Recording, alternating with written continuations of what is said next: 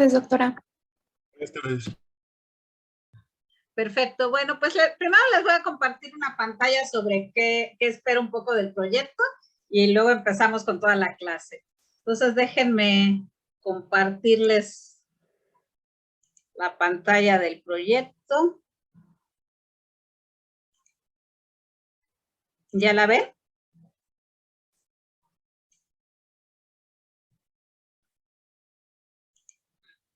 Ya.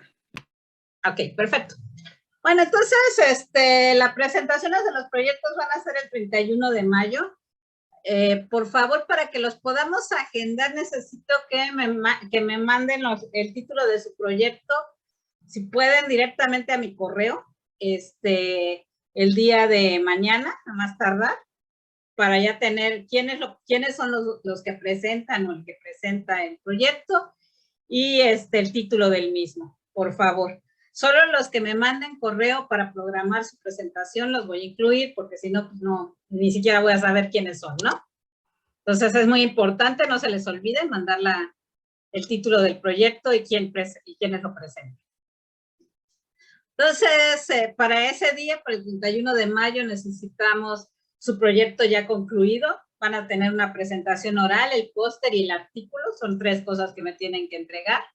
La presentación oral es un evento privado, no se va a grabar, se va a hacer vía Zoom, pero no vamos a tener registro del mismo por si alguno de ustedes quiere luego publicar lo que va a presentar o desea presentarlo en algún congreso. Es un evento privado. Lo que espero es una presentación audiovisual en un máximo de 10 minutos y luego vamos a tener 5 minutos para preguntas, no más. Entonces, por favor, traten de ser muy puntuales con los horarios, no vayan a extenderse o a retrasarse porque no vamos a poder concluir a tiempo. Entonces, máximo 10 minutos de sus presentaciones audiovisuales. Deben de enviarme también un póster. Por supuesto, en esta situación en que nos encontramos no va a ser impreso, sino que va a ser en un archivo en PDF. Lo pueden hacer en lo que quieran, en CorelDRAW, en Illustrator, en PowerPoint, en lo que a ustedes se les ocurra. Debe de tener un formato de 90 por 120 centímetros, o sea, si yo lo fuera a imprimir, debe de poderse leer a una distancia de 1 metro y tener ese tamaño de 90 por 120 centímetros. ¿Qué debe de incluir? Debe de incluir el título, todos los autores que tuvieron que ver con el trabajo, la inscripción de todos los autores, en qué instituto están, en qué facultad, el resumen, la introducción, metodología, resultados, conclusiones y referencias.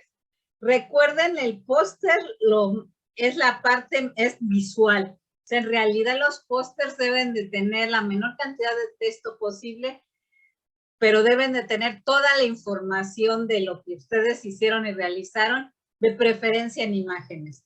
Imágenes que resuman los resultados más importantes, la metodología, la originalidad del trabajo. Y luego deben de enviarme el artículo en extenso antes del 3 de junio a las 5 de la tarde, su tiempo límite.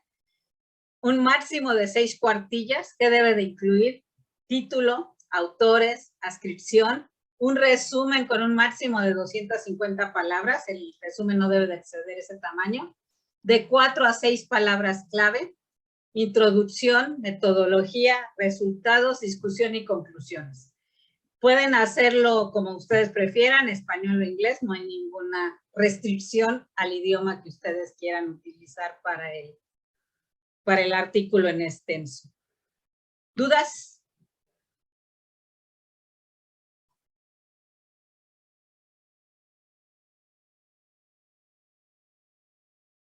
¿No? ¿Todos van bien? ¿Todos no tienen ninguna duda, comentario, pregunta sobre qué van a presentar ya dentro de 2 semanas?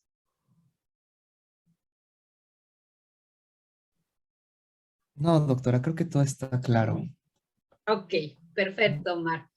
Bueno, entonces, si no hay dudas, empezaríamos con clase. Déjenme ver que hay un comentario en él. Ok.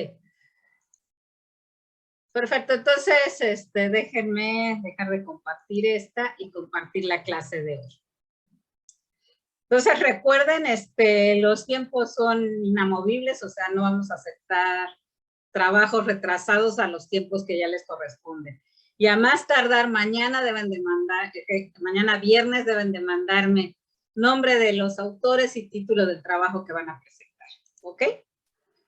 Entonces, déjenme presentarles la clase de hoy.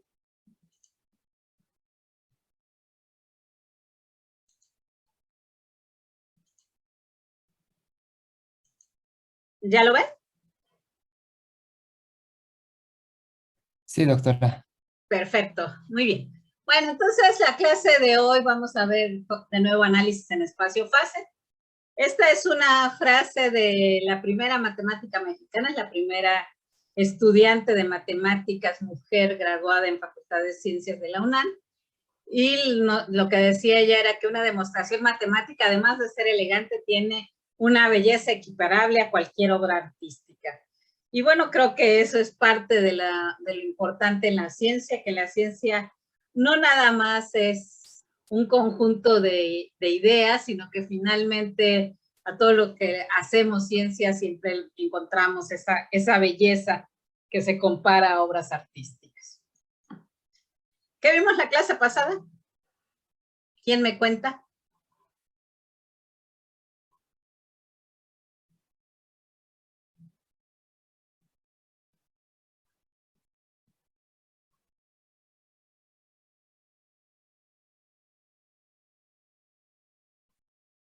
¿Quién se anima a contarme qué vimos la clase pasada?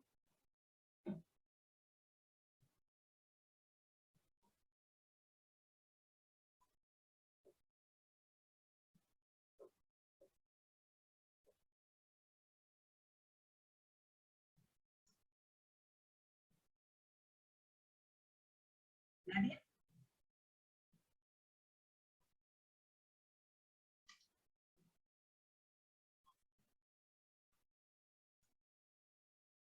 Bueno, la clase pasada lo que estuvimos viendo fue una nueva forma de escribir señales. Hasta lo que habíamos visto en las clases anteriores era que una señal la podíamos analizar en el dominio del tiempo. Déjenme cambiar el puntero. Entonces teníamos la señal como función del tiempo, cualquier señal fisiológica que nosotros estuviéramos analizando, y podíamos analizarla en el dominio del tiempo encontrando todas las estadísticas de la señal, todas las correlaciones de las funciones de autocorrelación de la señal, los diagramas de Poincaré, los histogramas, y todo ello nos daba información de cómo se comportaba la señal a lo largo del tiempo, o podíamos hacer el análisis espectral de la señal, para lo cual empleábamos la transformada de Fourier. Al hacer la transformada de Fourier, lo que veíamos era el contenido de frecuencias de la señal. Entonces veíamos ahora la amplitud como función de la frecuencia. Estábamos en un dominio en el cual lo más importante son las ondas que caracterizan la señal, o sea, las frecuencias características de las señales que estábamos estudiando. Y la clase pasada vimos una herramienta que nos permitía estudiar ahora la señal en un dominio en el que teníamos en cuenta tanto el tiempo como la frecuencia, en lo que se llama espacio-fase. Entonces sabíamos cómo se veía qué frecuencias hay involucradas en cada instante de tiempo, y eso lo hacíamos mediante la técnica de Weyers, en la que construíamos directamente señales que comparábamos con una función específica que nosotros proponíamos, que era la función generadora, el kernel, la función madre, como quieran ustedes llamar.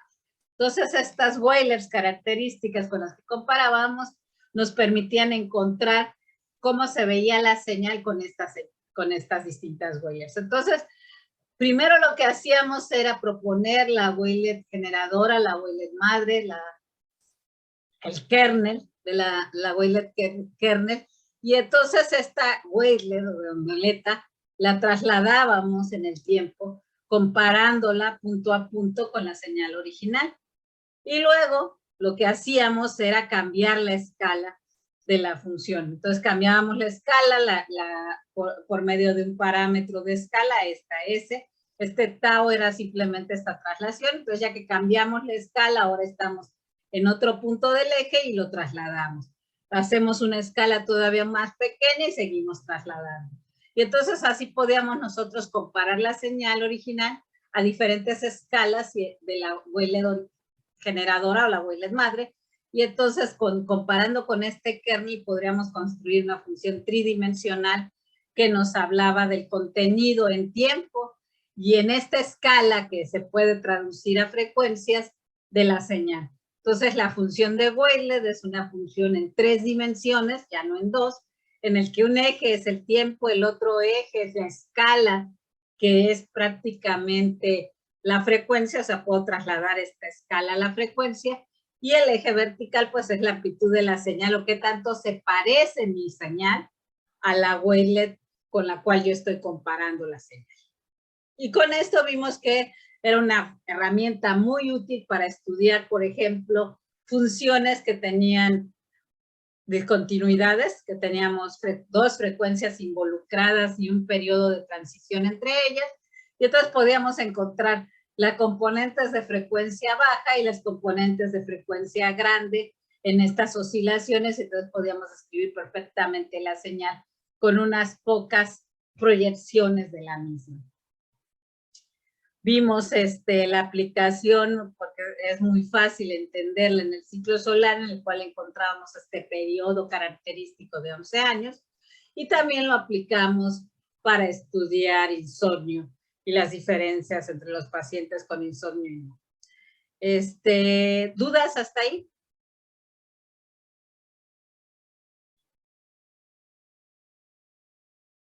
¿Alguna duda de lo que vimos la clase pasada?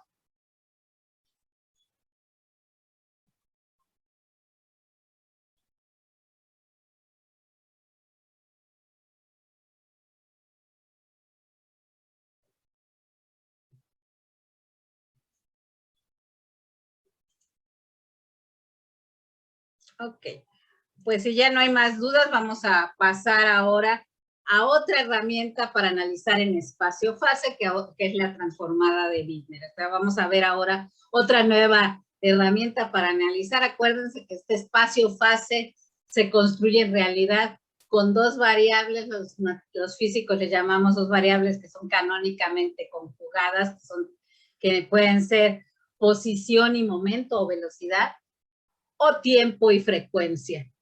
¿Cuál es una de las características más importantes de este espacio-fase? Es que en realidad este espacio-fase cumple con la característica de que todo está definido en pequeños cubitos y no podemos hacer estos cubitos realidad puntos, o sea, en realidad nuestro espacio está discretizado. Eso los que son físicos tal vez les parezca muy claro. Cuando yo estoy analizando posición y momento, hay un teorema, hay un principio de incertidumbre, el principio de incertidumbre de Heisenberg, que me dice que yo no puedo construir elementos infinitamente pequeños. Si yo conozco la incertidumbre en la posición de mi partícula, por la incertidumbre en la posición de la velocidad de esa partícula, no puede ser infinitamente pequeño, tiene que ser mayor o igual que h barra sobre 2, o sea, que una cierta cantidad que me cuantiza el espacio. De la misma manera, es tiempo y frecuencia. Tiempo y frecuencia son 2 variables que son, en este sentido, canónicamente conjugadas. Se los digo para aquellos que vienen de física o de matemáticas, para que les quede claro que este espacio-fase no es cualquiera, sino es un espacio en el que tenemos 2 variables que el producto de las incertidumbres entre ellas es mayor que una cierta cantidad. Quiere decir que el espacio está cuantizado, que el espacio es discreto, que el espacio no es infinitamente pequeño. Si yo conozco muy bien el tiempo, pierdo información sobre las frecuencias involucradas, y si conozco muy bien la frecuencia, pierdo información sobre el tiempo en el cual se lleva a cabo esa oscilación. Entonces, nada más es para nota, que lo tengan además en la cabeza, pero lo importante de esto es que vamos a hacer un análisis en un espacio en el que las 2 dimensiones que me interesan son tiempo y frecuencia. Entonces, Ya habíamos visto que las señales las podíamos tomar como función del tiempo, o podíamos tomar la transformada de Fourier de la señal y entonces hacer el análisis discreto de la señal y encontrar la amplitud de la señal en el dominio de la frecuencia. Bueno, ya habíamos también pensado que los músicos en realidad, a ellos les importa no nada más conocer la señal como función del tiempo o la señal como función de la frecuencia, sino les interesa saber qué nota van a tocar, o sea, en este eje vertical, cuál es el logaritmo de la frecuencia, y les interesa conocer en qué instante lo van a tocar, o sea, qué nota va primero, qué nota va después. Y esto lo podemos interpretar como una señal como función del tiempo o una señal como función de la frecuencia. Y a Widner, el siglo pasado, principios del siglo pasado, se le ocurrió construir una función que tuviera de proyecciones precisamente en este eje la señal como función del tiempo y en este eje la señal como función de la frecuencia. Es la casa en la que proyectamos en uno de los planos de proyección es una de las caras de la casa y otro de los planos de proyección es el techo de la casa. Y con esos dos planos yo puedo construir la imagen en 3 dimensiones de la señal y es precisamente lo que Widner construyó. Y a esa función le llamó era una función de distribución y luego la gente la empezó a conocer como la función de distribución de Widner.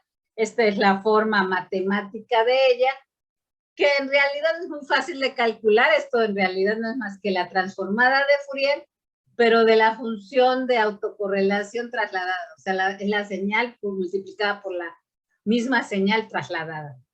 Esto también ya está implementado en algunos lenguajes y si no es muy fácil de implementar a partir de la ecuación que acabamos de ver. ¿Qué es lo importante de la transformada de Widner? Primero, bueno, que va a ser una función que por construcción va a estar normalizada. O sea, no va, cualquier señal que yo estoy analizando va a estar en alguna región del espacio. No puedes, de este espacio fase de tiempo y frecuencia, no puede estar fuera de él. Es una función que es real. A diferencia de la transformada de Fourier, que recuerdan que tenía su parte real y su parte imaginaria que nos daba las fases, esta es una función real, está acotada, o sea, no se va a infinito, nunca va a tener estos brincos infinitos que puede llegar a tener la transformada de Fourier. Y es una función que se llama cuasi probabilística porque puede tomar valores positivos y negativos, o sea, va entre -1 y 1, o entre -2pi y 2pi, dependiendo de cómo la normalicemos. Entonces, la transformada de Widner, de una señal, pues tiene la belleza de que si yo la proyecto en esta dirección, o sea, si yo integro la transformada de Widner con respecto al tiempo, lo que voy a encontrar es la transformada de Fourier de la señal. Esta es la transformada de Fourier de la señal. Si yo proyecto la transformada de Widner, o sea, si yo integro esta función de Widner con respecto a la frecuencia, lo que voy a obtener es la señal original, la señal como función del tiempo. Y lo interesante de ella es que tiene una estructura muy fácil de interpretar. Aquí la estoy viendo desde el techo a la transformada de Widner. O sea, con estas dos ejes yo puedo reconstruir totalmente mi casa, no necesito más. Y tiene una estructura que es muy fácil de interpretar y que nos da mucha riqueza de información del sistema. Entonces, por ejemplo, si yo lo que hago es una función gaussiana, la transformada de Widner no es más que una campana de Gauss. O sea, ustedes lo que van a ver de la transformada de Widner de una función gaussiana, pues va a ser otra gaussiana, pero ahora en 3 dimensiones. Entonces, cuando ustedes la vean desde arriba, la función lo que van a ver van a ser círculos concéntricos. Esa va a ser su proyección y el centro va a tener el valor máximo y se va a ir difuminando a lo largo de la posición, de la frecuencia y del tiempo. ¿Ok? Y el centro de ella nos va a hablar de dónde está el valor promedio de los datos y el ancho nos va a hablar de la dispersión de esta distribución gaussiana. Otra transformada de Widner que es muy importante calcular es la de funciones impulso. ¿Por qué? Porque hay muchas respuestas fisiológicas que son de tipo impulsivo. Llegamos a un umbral y ¡pum!, estalla la respuesta fisiológica. Entonces, lo que nosotros tenemos es estas señales de tipo impulso que llegan, oscilan y superan un cierto umbral y a partir de él se quedan, oscilan un poco y luego se apaga totalmente la señal. Ok, si ustedes calculan la transformada de Fourier de una señal de tipo impulso, lo que van a tener va a ser que van a tener todas las frecuencias involucradas a partir de una frecuencia mínima, una frecuencia característica, entonces la respuesta va a ser una magnitud constante, pero involucrando todas las frecuencias posibles de la señal, hasta un cierto valor. Y luego, ¿cómo voy a ver la distribución de Widner? La distribución de Widner va a ser una montaña aplanada, una montaña que va a estar alargada, que va a estar y que va a tener pequeñas oscilaciones en una parte más cóncava de esta montaña. O sea, es una montaña que tiene pequeñas oscilacioncitas, pequeñas montañitas que muestran esta montaña que se está elevando. Cuando yo veo la proyección de la función de distribución de Widner ahora en tiempo y frecuencia, ¿qué es lo bonito de aquí?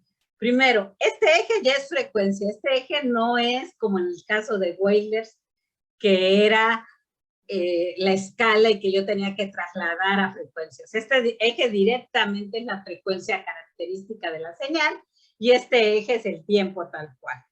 La función de Widner va a estar acotada mientras la función duró, o sea, cuando deja de ser aplicada esta respuesta impulsiva, yo ya no tengo función de Widner, la función de Widner es cero fuera de la región donde la señal tuvo lugar.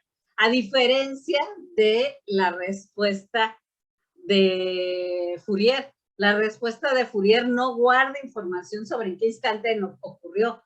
Él no sé, cuando calculo transformada de Fourier, no sé cuánto tiempo duró la señal. Aquí sí lo sé. Y además, pues en este eje, pues me muestra claramente cuáles son todas las frecuencias involucradas en esta oscilación, que son todas estas que estoy yo viendo aquí. Y estas pequeñas oscilaciones que ustedes ven aquí, estas pequeñas fluctuaciones, me hablan en realidad de la autocorrelación de la señal. ¿Qué tanto la señal se parece a sí misma? ¿Qué tanto la señal está autocorrelacionada consigo misma? Entonces, toda esa información la obtengo solamente observando la gráfica de esta transformada de Widner, ahora de una señal de tipo impulsivo.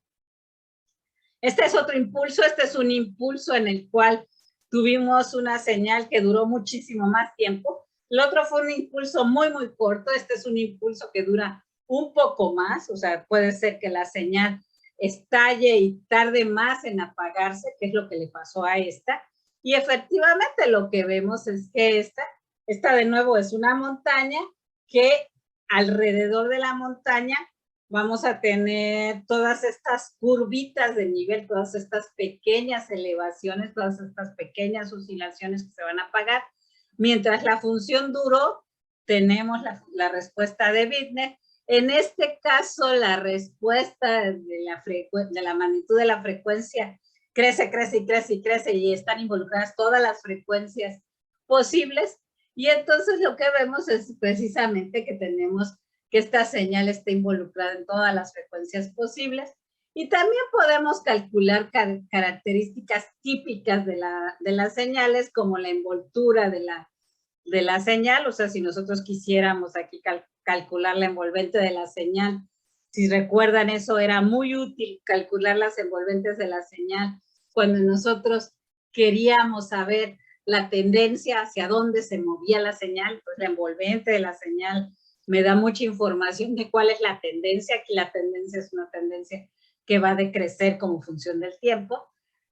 Eso lo puedo hacer simplemente integrando función de Widner, o puedo sacar también la frecuencia instantánea y el retraso del grupo en estas frecuencias que están involucradas, que no se puede ver claramente solamente tomando el análisis espectral de la señal. si la señal es una señal periódica, lo que nosotros tenemos es que vamos a tener la transformada de Widner, también va a verse periódica, pero se va a ver como círculos concéntricos, o sea, son montañitas concéntricas, montañitas que se repiten en todo el espacio. O sea, si esta señal en el dominio del tiempo, pero lo bonito es, recuerden, si yo calculaba la transformada de Fourier de una señal periódica que yo solo había visto por un cachito de tiempo y además no la terminaba y la empezaba en la misma fase, lo que yo veía es que una señal que estaba alargada y que tenía muchos armónicos, mucho ruido en las frecuencias de la señal. Eso es lo que estoy viendo aquí. Esto está ensanchado y además tengo muchas oscilaciones que están aquí presentes que en realidad solamente son frecuencias que están involucradas porque esta es una señal finita. Y en cambio, cuando yo calculo Widner, ¿cómo veo que es finita? Pues porque tiene un punto de inicio y un punto de fin. O sea, es la razón por la que la veo así. Como no terminé en el mismo punto donde inicié mi análisis, esta señal está cortada, o sea, está, la última montaña está como si la hubiera yo tajoneado, la hubiera cortado. Entonces eso también me habla sobre que la fase no la alcancé a completar totalmente, pero me habla claramente de una señal periódica en el tiempo y me habla de cuáles son la frecuencia característica de esta señal y me habla de pequeñas oscilaciones extras que están presentes en la señal. Entonces, todo eso, si yo veo una transformada de Widner, que son círculos concéntricos, lo más probable es que está relacionado con señales periódicas y es lo que yo esperaría ver si lo que domina en mi sistema es el ciclo circadiano. Por ejemplo, si ahora lo que tenemos es mi caballito de batalla, esta señal que tiene dos frecuencias diferentes, que simplemente lo que hizo es tener esta discontinuidad en la que cambié de frecuencia rápidamente, la transformada de Widner de esto, ¿cómo se ve precisamente como estos dos círculos concéntricos que tienen esta frecuencia y su frecuencia espejo características en la señal. O sea, estoy viendo la señal y la frecuencia negativa de esa señal, que tal vez no tendría interpretación física, entonces podría yo quedarme nada más con la mitad de esta gráfica y entonces tendría primero que tuve una frecuencia característica de la señal, otra frecuencia característica de la señal, y aquí hay una región de transición entre los dos regímenes, que es precisamente en este punto cero, que en este caso ahí fue donde yo puse mi cero. Entonces, si se fijan, la transformada de Widner de manera directa también me permite encontrar que estoy viendo dos componentes de frecuencia de la señal, este de bajas frecuencias y este de altas frecuencias, que hay un momento en que hay la transición, inclusive sé cuando pasé de un régimen al otro, y no hay ningún traslape ni nada de las señales, o sea, se ve claramente una señal y la otra señal. Si lo que tenemos es un oscilador armónico, es una función que vimos que es muy importante porque el oscilador armónico me describe también el péndulo que nosotros habíamos estudiado, o funciones cíclicas, funciones que se aparecen, lo que voy a ver simplemente es una montaña que está aplanada o desplazada. Si lo que tenemos esta es nada más como curiosidad, para aquellos que les gustan mucho las cuestiones matemáticas, si lo que tenemos es un medio que no es lineal, en el cual cambia de regímenes a diferentes regiones, nosotros podemos pasar en este medio de Kern lineal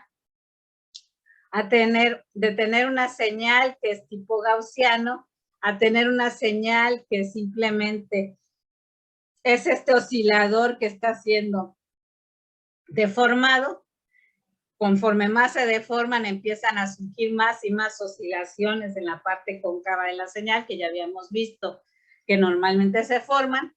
Y hay un momento en este caso en el que tenemos un montón de oscilaciones por todos lados. Este dibujo es característico de una señal que es de tipo caótico. que está ocupando todo el espacio, cuando tenemos una dinámica caótica.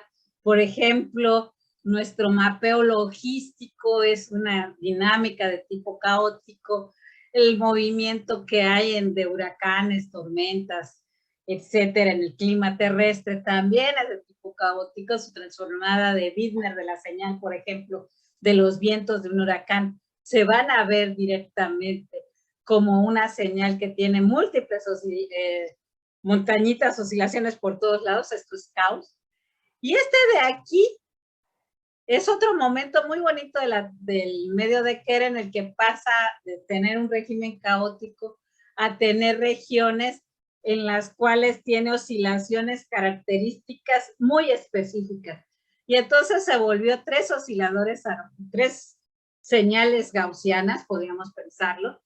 ¿Y qué es lo que estamos viendo? Estas son las señales, o sea, las montañas que estamos viendo, y las montañas entre sí interfieren, o sea, estas pequeñas oscilaciones que tenemos aquí en la parte cóncava interfieren entre sí y forman una serie de oscilaciones más pequeñas de la señal original. Entonces esto se vuelve como dientecitos, como oscilaciones continuas, como una serie de montañitas que van apagándose entre los dos regímenes que estamos viendo. Y entonces de aquí, en realidad, esta región de oscilaciones, es el patrón de interferencia o de correlación entre una señal y la otra. Si las dos señales no tuvieran ninguna relación una con la otra, esta región estaría en blanco, no habría nada de interferencia entre ellas, como ocurrió cuando vimos el caso de las dos frecuencias que yo movía. Y aquí lo que estamos viendo es que hay una región de interferencia. Entonces, si yo quiero ver la autocorrelación de la señal, cómo interfiere la señal consigo misma, pues también en Widmer lo puedo hacer de manera muy directa. Entonces, lo que estamos viendo es que la transformada de Widmer, de la superposición de dos señales, va a ser una señal, la otra señal, y este término de intermedio entre ellas, que hablas precisamente de la correlación o la interferencia entre estas dos señales. Estos de aquí son simplemente los momentos estadísticos de estas distribuciones. Y bueno, lo que les estoy mostrando aquí es que los momentos estadísticos de orden par, el I4 y el I6, aquí nada más me quedé. Recuerden los momentos estadísticos, el primero es la mediana, el segundo es la desviación estándar, tercero sesgo, cuarto kurtosis, pero puedo calcular más momentos estadísticos. Entonces, la kurtosis de esta distribución claramente tiene picos cuando la función interfiere consigo misma. Entonces, puedo distinguir, calculando los momentos estadísticos de la transformada de Widmer, cómo cambio de un régimen a otro, cómo cambié de un régimen en el cual no había ninguna autocorrelación de la señal con regímenes en los que la señal correlaciona consigo misma. Este es el tercer momento, este es el cuarto momento, el sexto momento, y entonces se ve claramente los momentos en que hay autointerferencia de la señal, autocorrelación, interferencia constructiva del medio consigo mismo. Esto también lo puedo utilizar ahora si lo que estoy analizando son medios o señales fisiológicas que yo estoy viendo. Entonces, esto de dos señales que se superponen, los que venimos del lado de la mecánica cuántica para estudiar todo esto, lo llamamos gato de Schrödinger. Schrödinger fue el primero que propuso que lo que teníamos era dos estados. Entonces, simplemente sumar dos estados en mecánica cuántica nos da origen a tres términos, a un término al calcular la transformada de Widmer, un término que es la transformada de Widmer de un estado, la transformada de Widmer del siguiente estado, y un término que tiene que ver con la interferencia de la señal, con el holograma de la señal, con la interferencia de la señal consigo misma. Y entonces lo que estamos viendo es que la función de Widmer, por ejemplo, si los estados son dos gaussianas, lo que vamos a ver va a ser precisamente estos dos estados gaussianos, y luego vamos a ver la interferencia entre estos dos estados. Y esta interferencia que se ve así, a mi asesor de doctorado le encantaba decirle que era en realidad la sonrisa del gato de Schrödinger, porque esto en realidad no tiene una interpretación física directa. O sea, yo este estado lo puedo asociar claramente con un estado fisiológico, con otro, pero de aquí en realidad es cómo están interfiriendo un estado con otro, cómo es la correlación entre estos dos estados.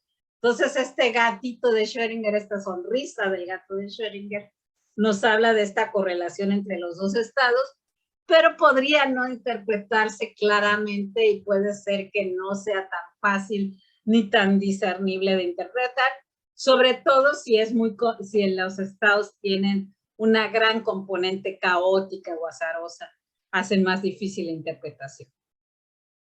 Entonces, si yo estoy superponiendo dos señales, pues ya aquí les estoy mostrando dos señales que están superponiendo. Tengo una señal, otra señal, y aquí esta región que tenemos aquí en medio, precisamente este patrón de interferencia, esta sonrisa del gato de Schrödinger, que me habla de la correlación entre estos dos estados. En el lenguaje de los mecánicos cuánticos, lo que se proponía es que teníamos un gato que estaba encerrado en una cajita, y la cajita tiene un contador Geiger que hace que salga radiación que puede matar al gatito que está ahí adentro. Es un experimento pensado medio cruel, y entonces el gato puede, mientras nosotros no abramos la cajita, no podemos saber si está en el estado de vivo o si está en el estado de muerto. Dentro de la caja está en un estado que es una combinación de los dos, que habla de la correlación de las dos señales. Entonces está sonriéndonos el gato, pero es como el gato de Cheshire de Alicia en el País de las Maravillas, solo vemos su sonrisa, pero no sabemos cómo está el gato. Entonces, esto es muy importante, esto es muy útil también para analizar sistemas fisiológicos. Adelante les voy a enseñar algunos ejemplos. Entonces, si yo quiero analizar dos señales diferentes, esta es una señal que es un tipo de una onda plana y una señal que es una láser, y entonces lo que estoy viendo era la superposición de estos dos estados. Lo que ven es que esta parte de aquí, esta parte de la sonrisa del gato, si ustedes se fijan, todos los dientecitos están apuntando hacia esta señal. Entonces, si yo tapara la onda que me generó esto, y yo conozco la señal con una de las señales y mido la función de Widner, puedo determinar dónde está la otra señal y la forma de la otra señal, simplemente reconstruyéndolo a partir de esta imagen. Entonces, en ese sentido, la transformada de Widner también es un holograma físico. Guarda toda la información del sistema de manera compacta, y solo me basta conocer el haz de referencia y la transformada de Widner para poder reconstruir una señal que yo no tengo. Es decir, como en los hologramas, ustedes graban una imagen de un objeto tridimensional, por ejemplo, una rosa, y lo que hacen simplemente es grabarlo con luz láser, luego proyectan sobre el objeto en donde ustedes guardaron simplemente en la señal holográfica, lo proyectan con el mismo haz láser que lo grabaron y ven la rosa. Eso es lo que estamos haciendo. La transformada de Widner también les permite hacer eso. Es un holograma, les permite guardar toda la información de la señal. Entonces, eso también es importante. Y bueno, ahora sí, aterrizando un poco, ¿para qué me sirve la transformada de Widner? La transformada de Widner también para señales discretas, para señales de tiempo, frecuencia, se conoce como transformada de Widner-Villée, porque Villée era un ingeniero que lo que estaba estudiando era la respuesta de los transformadores para ver cuándo el transformador de su casa, el que es el responsable de darles la luz de su casa, estaba a punto de tronar. Era el problema que le plantearon de ingeniería eléctrica. cómo saber, analizando la señal del transformador, cuánto tiempo le quedaba de vida al transformador. Y entonces él desarrolló precisamente esta transformada, que es lo mismo, o sea, construyó la transformada de Widmer sin conocer a Widmer, sino lo hizo por su lado, con la señal de tiempo y frecuencia de la señal eléctrica del transformador, y entonces él podía deducir qué tanto tiempo de vida le quedaban a los transformadores utilizando esta transformada de Widmer. Entonces, por eso se llama transformada de Widmer-Villet. Este es un ejemplo utilizando en el análisis de electrocardiogramas. Ya saben, me gusta mucho a mí trabajar con electrocardiogramas. Este es el electrocardiograma de una persona normal. Aquí lo que estamos viendo es la señal del sujeto. En realidad nosotros grabamos 5 minutos. Aquí solo les estoy mostrando un segmento de esa señal para que se vea más clara la señal de este electrocardiograma normal. Si se fijan, es muy claro el complejo PQRST, o sea, lo veo clarísimo en esta señal, que es muy bonito, que además este complejo, ustedes lo ven claramente, simplemente es podrían ustedes agarrar este complejito de aquí y simplemente con ese generar una wavelet y trasladarlo en el tiempo, y esa sería la wavelet generadora del electrocardiograma de este sujeto, y se repite en el tiempo. Y bueno, esta es la señal, la señal del electrocardiograma como función del tiempo, y este es el de un sujeto que tiene arritmias. Entonces, este sujeto tiene un problema claro en el corazón de arritmias. Entonces, lo que estamos viendo es que su electrocardiograma no tiene muy claramente definida toda la parte de la onda antes de la R. O sea, toda la parte del complejo antes de R está totalmente borrado o todo ruidoso, o sea, se pierde en el ruido mismo del corazón que tiene la señal. Y entonces este me está hablando de un problema cardíaco severo. Y bueno, ¿qué hice? Simplemente tomar la transformada de Widmer de estas dos señales. Y entonces aquí están ustedes viendo las transformadas de Widmer de estos electrocardiogramas, y entonces aquí lo que ven es precisamente estas montañas que yo les hablaba de la señal, y estas partes de aquí, que es lo más interesante, si ustedes alguna vez han trabajado con electrocardiogramas, sabrán que es muy fácil calcular en la computadora el complejo RR, o sea, encontrar los picos R, son muy fáciles de hacer computacionalmente, pero encontrar los picos P o los picos T son muy difíciles de evaluar. Y en cambio aquí yo estoy viendo claramente el pico R, el pico P y el pico T, o sea, veo claramente todos los picos involucrados en la señal del sujeto. Y estos picos además los veo cómo se van repitiendo en el tiempo, o sea, veo claramente la señal, no veo ruido en la señal, y tampoco veo una fuerte correlación. O sea, aquí si yo pusiera un amplificador, lo que vería sería que, creo que aquí se ve un poco, en esta parte de abajo, se ve un poco de oscilaciones, un poquito de fluctuaciones que tengo, como estos dientecitos del gato de Schrödinger que yo les había mostrado.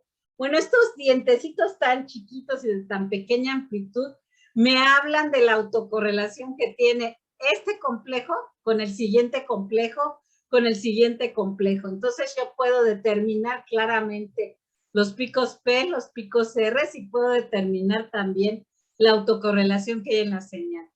Y si veo este patrón, yo les puedo asegurar que este sujeto es un sujeto sano. ¿Qué pasa con el sujeto que está teniendo la arritmia?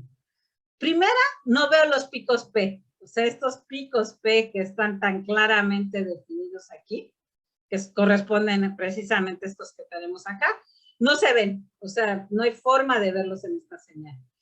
Y luego, si se fijan, la señal está como si yo hubiera tomado una hoja y lo hubiera estado mordisqueando. O sea, estamos viendo una gran cantidad de señal de tipo ruidoso, de tipo oscilaciones, de tipo muy azaroso. O sea, si se fijan ustedes aquí, si yo aquí pusiera una lupa para verlo un poco más grande, para que ustedes pudieran ver todo esto todo esto es justamente este patrón que habíamos visto de caos. Vemos toda esta señal azarosa que no tiene una forma definida en esta región, en esta zona de aquí. Entonces, nos está hablando que entre los picos RR no hay otro pico definido, o sea, no hay un segundo pico que pudiera yo distinguir claramente. Y también hay un gran componente azaroso, hay un gran componente de ruido en la señal que no es normal. Entonces, también visualmente es muy fácil analizar los electrocardiogramas ahora viéndolos con la transformada de Widmer. ¿Qué es el único cuidado? Aquí yo no tengo los problemas que me genera hacer transformada de Fourier. Recuerda que cuando yo estoy haciendo transformada de Fourier y tengo una señal que es tan ruidosa como esta, lo único que me va a hacer como esto es discreto, me va a ensanchar los picos y entonces no voy a poder hacer una interpretación simple de lo que estoy viendo. Con transformada de Fourier no va a ser tan claro que hay una arritmia presente en la señal. En el dominio del tiempo sí lo es, pero en el dominio de la frecuencia ya no lo es tanto. Y que esta componente azarosa en realidad tiene que ver con un comportamiento caótico, no lo puedo ver directamente también en el dominio del tiempo. Aquí nada más lo que es ruido, pero podría decir yo que este es ruido instrumental, pero en realidad el ruido instrumental yo no lo voy a ver con un patrón tan definido de caos como se ve en esta situación. Entonces, la función de la transformada de Widmer-Villet también me sirve para analizar electrocardiogramas o en analizar señales fisiológicas. Aquí les voy a poner otro ejemplo de transformada de Widmer, también de señales. Esta es la del RR. Recuerda nuestros pacientes diabéticos que estábamos estudiando. Y este es el RR de nuestro sujeto, su transformada de Widmer. Y esta es la de la presión sistólica, de la señal de la presión sistólica. Recuerden la señal sistólica, la presión sistólica es una señal mucho más rígida que el ritmo cardíaco. Y aquí lo vemos, esta tiene toda esta parte de aquí que están viendo aquí, en región de frecuencias intermedias. Es una señal muy ruidosa, una señal prácticamente caótica. Vemos un montón de montañitas en toda la transformada de Widmer de la señal. Y en cambio, la de presión tiene muy pocas oscilaciones intermedias. En realidad es una señal mucho más robusta, mucho más periódica que lo que es el ritmo cardíaco. Presión sistólica cumple lo que ya habíamos dicho y que tiene frecuencias características de oscilación. Esta es la señal de un sujeto sano. ¿Ok?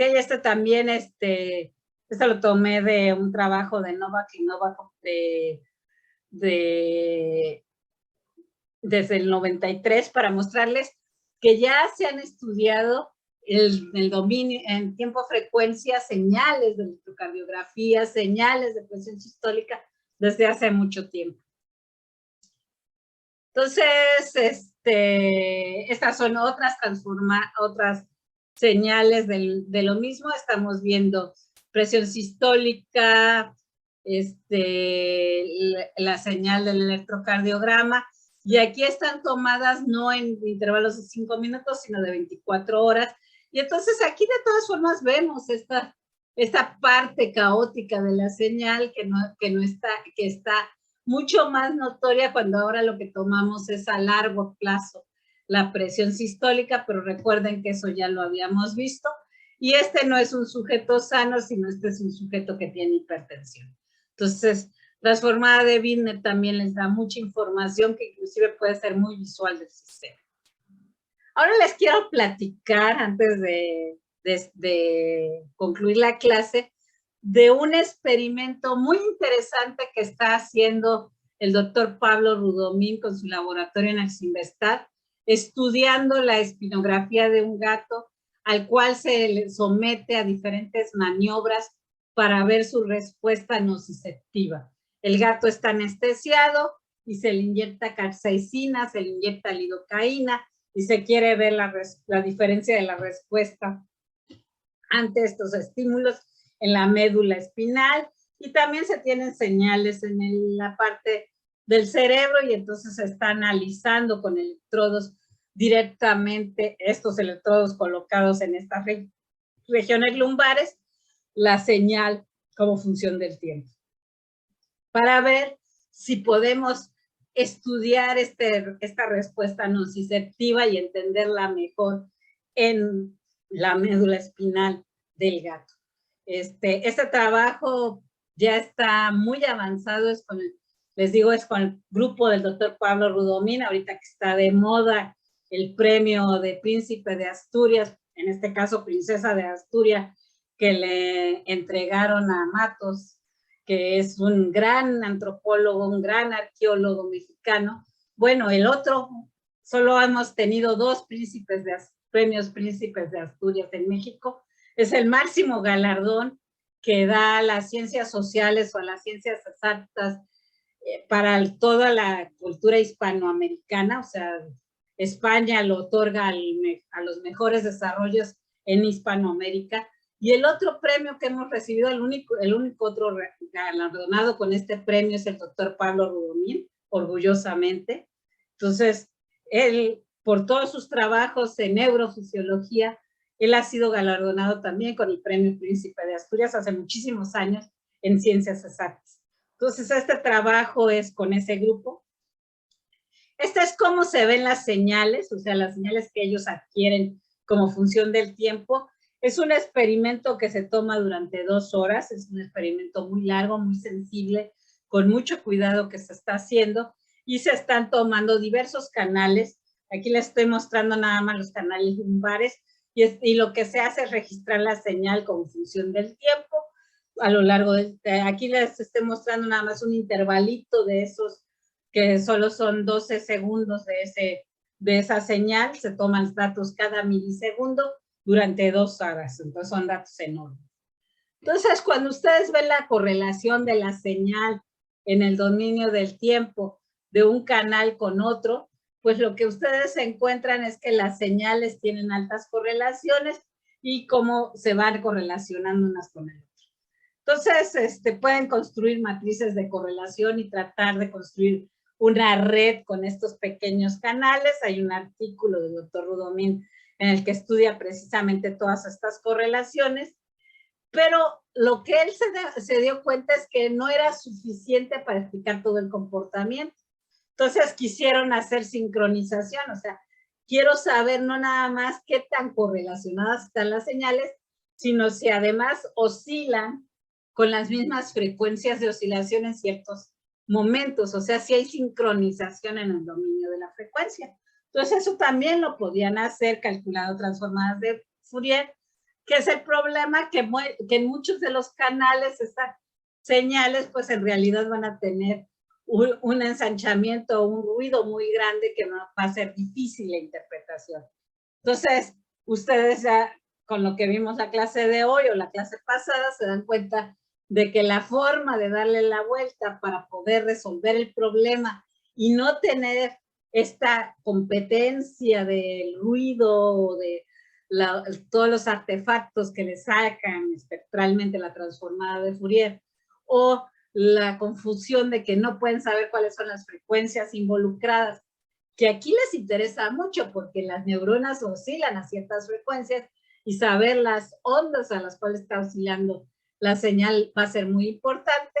Y entonces lo que tenemos es la señal original y la transformada de Fourier de la señal, pero bueno, en realidad esto y esto es bastante complicado de hacer, entonces, ¿qué es lo que nosotros analizamos? La transformada de Widner. La transformada de Widner, pues es una montaña principal con un montón de oscilaciones en la parte cóncava de esta montaña. Recuerden, es esta montaña que está toda alargada, toda doblada, y todas estas partes que están oscilando aquí intermedio, que tienen mucho que ver con la autocorrelación de la señal con las oscilaciones previas o posteriores de la misma señal. Entonces, ¿qué es lo que nosotros queremos encontrar? pues queremos encontrar máximas correlaciones y máximas sincronizaciones de la señal. O sea, queremos estudiar en tiempo y en frecuencia cuando un canal está acoplado con el otro, pero no nada más que la señal esté acoplada, sino que además esté oscilando con la misma frecuencia. ¿Por qué? Porque yo podría suponer que si está pasando eso, la señal, la perturbación que está viajando a una frecuencia determinada, se propagó a otra región del espacio, a otra región, a otra región y a otra región. Entonces, eso es lo que yo quiero ver. Quiero encontrar la función de correlación y de máxima sincronización de la señal. Y por supuesto, la señal de cuando llega un pulso a un canal va a ser diferente a cuando llega al otro canal. Va a haber un cierto desfase entre las dos señales. Bueno, este desfase, pues yo quiero poderlo mover la señal para poderlo sincronizar y correlacionar en el máximo. O sea, que en espacio-fase, que tanto en tiempo como en frecuencia, la señal tome máximo. Y entonces yo puedo encontrar dónde es el punto. Estos son en realidad estamos analizando los 12 canales que teníamos disponibles y los estamos comparando con un canal que utilizamos de referencia, que en realidad aquí fue el canal L6 caudal. Pudo haber sido otro, pero en este momento hicimos esta correlación porque tenía cierta lógica fisiológica de que era el más importante para estudiar el sistema. Y entonces podemos estudiar ahora cuánto tuvimos que desfasar las señales para que llegaran a estar en el máximo punto de correlación y de sincronía. O sea, la señal está correlacionada y sincronizada al máximo y está trasladada en eso. Y entonces podemos desfasar las señales y entonces podemos saber que estos dos canales no tuve que hacer desfase, tuve que hacer desfases mínimos. O sea, fue el primero en el que llegaron las señales, luego por acá, luego estos de aquí y estos que vienen de arriba. Entonces, y estos son los intraespinales en los cuales la señal todavía llegó antes que lo que llegó a los canales centrales. Entonces, yo puedo analizar primero cuál es el traslado que yo hago de estas señales desfasadas para que la señal, si se fijan ahora, un pedacito de la señal está totalmente sincronizada y correlacionada. O sea, todas las señales están empalmadas unas con las otras. ¿Qué es lo interesante de este tratamiento? Que para hacer esto, yo no tuve que hacer ningún corte ni ninguna suposición previa de cómo era la forma de las señales. Y entonces, cuando nosotros hacemos estos estudios, vimos que los tiempos de retraso eran distintos dependiendo de si nuestro gato estaba sin que le aplicáramos ninguna sustancia, si aplicábamos capsaicina o si aplicábamos lidocaína. ¿Y qué es lo interesante de esto? Que lo que encontramos es que hay mayor correlación entre las señales. O sea, pareciera que se sincronizan más las señales, mucho más, cuando nosotros inyectamos capsaicina. Entonces hay una mayor correlación de las señales, todas las señales se correlacionaban mucho más. Estos son los valores promedios de esos tiempos de retraso en el caso de capsaicina. O sea, el hecho de inyectar capsaicina es un estresor que hacía que todas las señales neuronales que hay en la médula espinal del gato parecieran sincronizarse y además correlacionarse. O sea, pareciera que la señal rápidamente es transferida a toda la médula espinal. Y cuando nosotros aplicamos lidocaína, lo que pasa es que el sistema está más desordenado y se parece más después de un tiempo al sistema de control. Y el sistema de control tiene un mayor desorden, una mayor balance entre sincronía y desincronización. En realidad estamos en un estado de homeostasis, en un estado de equilibrio, de balance entre tener robustez y adaptabilidad. Y cuando inyectamos un estresor como la capsaicina, el sistema se vuelve altamente robusto, se vuelve altamente sincronizado. Todas las señales empiezan a oscilar en conjunto. Y eso es lo que estamos viendo en estos resultados. Perdemos sintonía cuando estamos en control de lidocaína y perdemos correlaciones. Entonces, este es uno de los resultados de los que estamos haciendo con el trabajo de Pablo Rudomica, que esperamos pronto ya tener en publicación. Y bueno, otra cosa para la cual podrían ustedes utilizar transformada de Widmer, pues es para distinguir las voces humanas. Me van a decir, bueno, hay muchos sintetizadores que analizan voces humanas, ¿para qué me puede servir estudiarla? ¿Cómo se oye una voz de un humano diciendo dos palabras distintas o distinguir un humano de otro? Pues puede ayudarme para ver enfermedades específicas que tengan que ver con daño en cuerdas vocales, que tengan que ver con daño debido a una infección severa que hace que yo ya no tenga el mismo tipo de voz. Entonces... Bueno, insuficiencia cardíaca en el nervio laringio recurrente también. Exacto. Entonces hay muchísimas cosas para las cuales me interesa poder distinguir dos palabras, la voz de un humano. Bueno, si ustedes ponen a un humano diciendo la palabra one y a un humano diciendo la palabra tú, si se fijan, estas dos señales no tienen nada que ver. Bueno, se parecen mucho en la señal como función del tiempo, o sea, lo que yo veo, la intensidad de las señales no lo puedo distinguir. Pero si yo calculo la transformada de Widmer de estas, puedo distinguir perfectamente cómo se ve one de cómo se ve la palabra tú. Y más interesante, puedo distinguir dos hablantes, o sea, puedo distinguir el one que dice una mujer del one que está diciendo un hombre. ¿Por qué veo esto? Nosotras tenemos una voz mucho más aguda, tenemos un mayor rango de frecuencias involucradas en todas las palabras que decimos. La forma es la misma. O sea, si se fijan, la forma, la envolvente y la duración del one es lo mismo para el hablante 1 que para el hablante 2, pero la diferencia es grandísima en todas las frecuencias involucradas. Las mujeres involucramos mucho mayor número de frecuencias que las que involucran los hombres.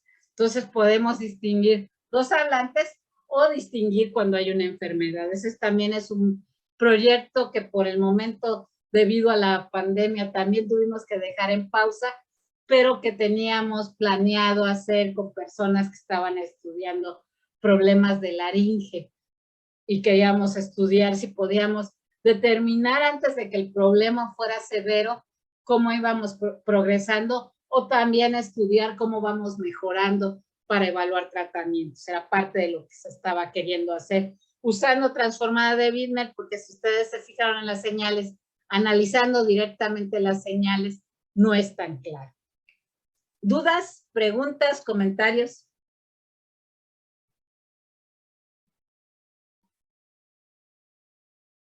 Yo quiero hablar de la señal de electrocardiograma con la fibrilación auricular.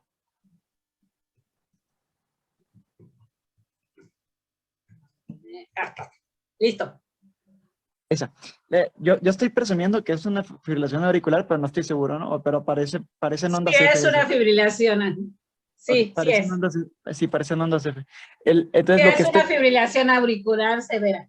O sea, es un paciente que estaba ingresando por haber tenido un problema de fibrilación auricular que finalmente derivó en un ataque cardíaco. Ya, porque estas tres, no se ven. La fibrilación auricular tiene dos características. Una es ausencia de P y la otra es irregularidad RR.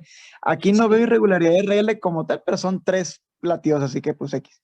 Pero aquí ya en la transformada de Widmer, es lo naranjita que se ve entre las R's, eso es las ondas F, ¿verdad? No, es toda esta señal que es muy, muy ruidosa. O sea, si yo lo ampliara, lo que vería sería esta parte de aquí. O sea, si yo amplifico, lo que veo es algo totalmente caótico. Ok, caótico como en el sentido como de que en esto. 3D se vería como rugosidades, ¿verdad? que en esta gráfica lo que se vería serían esta montañita que está oscilando, o sea, esto de aquí lo que estás viendo es que son oscilaciones muy, muy pequeñitas, o sea, está subiendo, pero está todo desordenado. Ya, va. Ahí me, Y sí, sí, es no, no, debido, está claro. y es debido a que la fibrilación ventricular, si tú la piensas, lo que está pasándole al sujeto es que ¿Ventricular? está perdiendo, no, sí, perdón, lo que está perdiendo es la capacidad de sincronización de la señal. Está perdiendo determinismo, se está volviendo una señal demasiado azarosa. Sí. Y es justamente lo que estoy viendo. O sea, si lo pensamos con este esquema que he tratado de venderles durante todo este curso, durante todo este semestre, de que la salud es este punto intermedio entre ser robusto, rígido, determinista y ser adaptable, azaroso, caótico, justamente la justa medianía entre ellos es lo que caracteriza a la salud. Y que si yo me voy al lado de volverme demasiado robusto, como le pasa al gato cuando le inyecto capsaicina, quiere decir que estoy sufriendo un daño, o estoy enfermando. Pero también si yo me vuelvo demasiado azaroso, o sea, si yo me vuelvo algo que se vuelve, una señal que se vuelve de tipo caótico, también estoy enfermando. Okay. Los dos extremos son enfermedad.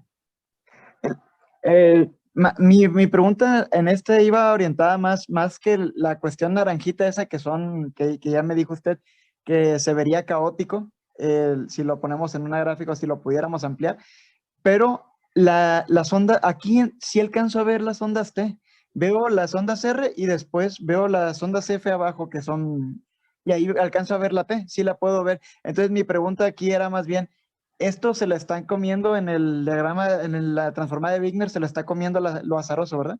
Sí, sí. Esa es la razón por la que no la veo aquí. Esta es la razón por la que no la ves ahí.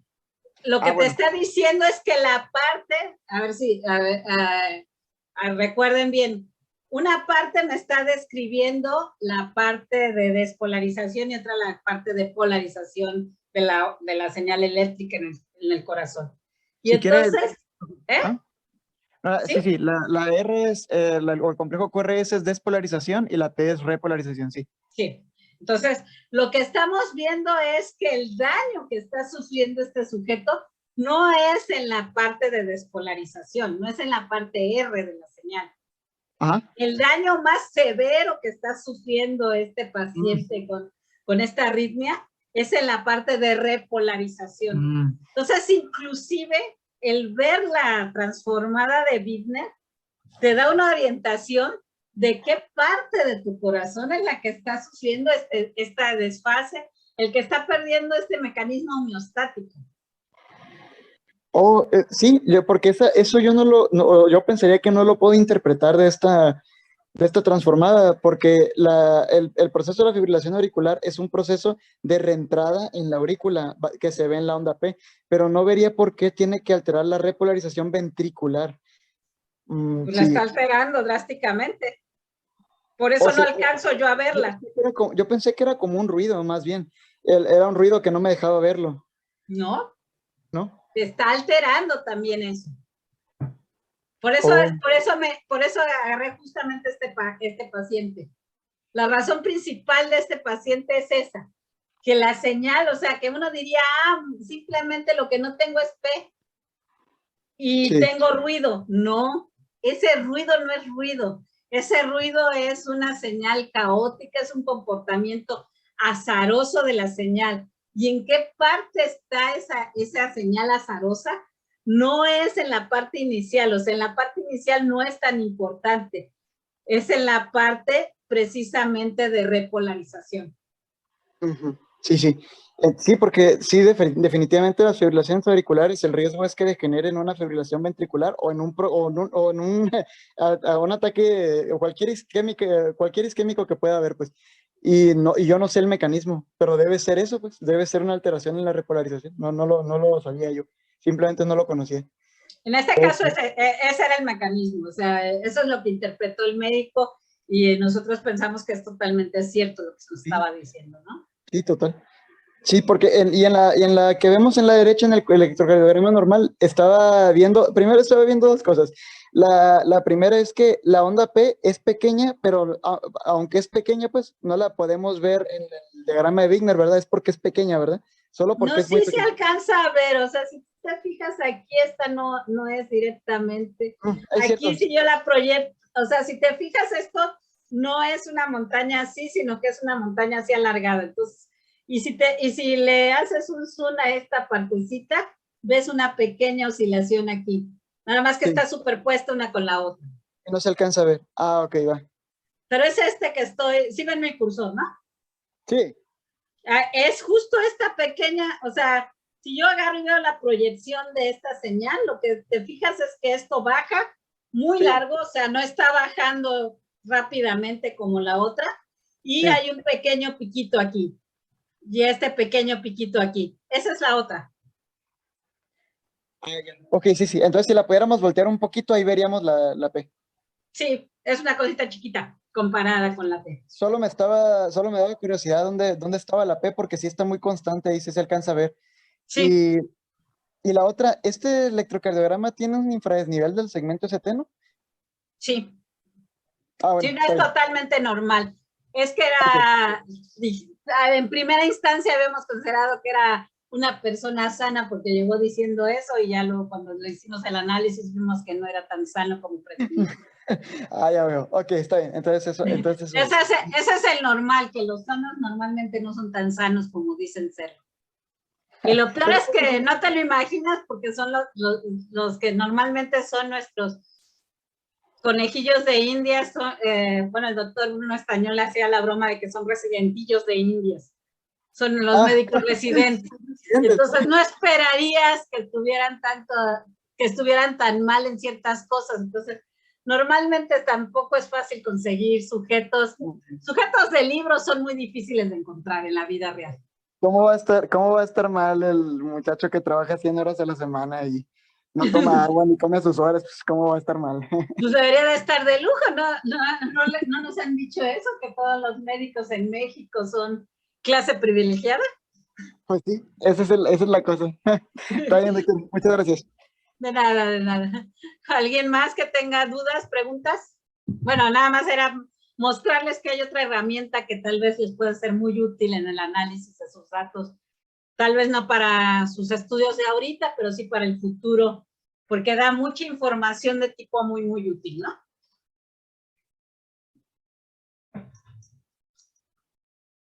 ¿Más preguntas o dudas?